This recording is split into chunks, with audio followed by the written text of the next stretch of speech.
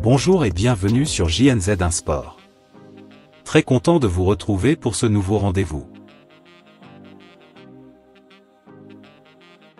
Les palais de Mobutu, ces sites touristiques en ruine, abandonnés depuis 1997, un véritable gâchis touristique et économique. La ville de Gadolite devrait normalement attirer la curiosité du monde sur le plan touristique. Comme le Colisée à Rome, les palais de Mobutu à Gadolite et à Kinshasa, sites touristiques de l'Ansele, devraient être une source majeure de revenus touristiques pour la RD Congo. Malheureusement, ce n'est pas encore le cas au pays de Lumumba. Conformément à son histoire, la ville de Gadolite devait attirer la curiosité mondiale et drainer des ressources importantes.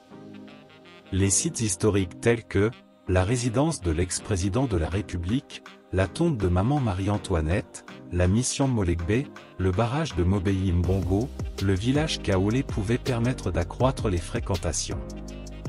Ils pourront favoriser le tourisme, les échanges des biens et produits et contribuer à l'expansion du marché financier. C'est comme si les autorités congolaises n'ont pas encore compris les conséquences économiques et sociales du tourisme dans un pays.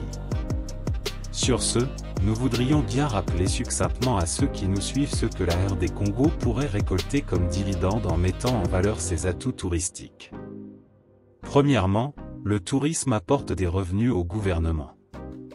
En outre, il va participer au développement de certaines industries, dans le secteur de la restauration et de l'hôtellerie.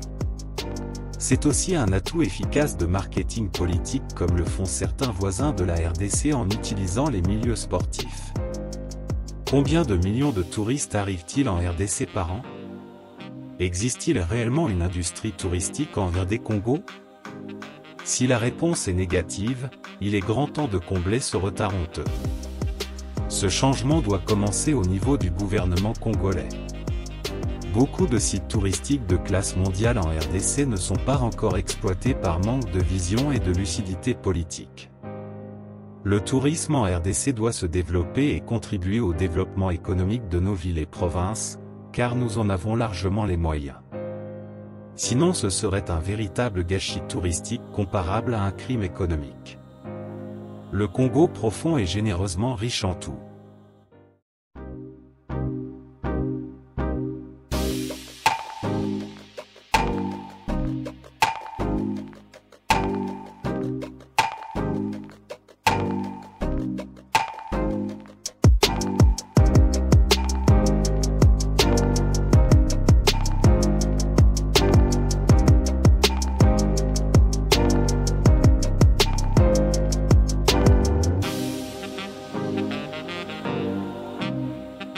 Merci de nous avoir suivis, n'oubliez pas de vous abonner à JNZ1 Sport si vous ne l'avez pas encore fait.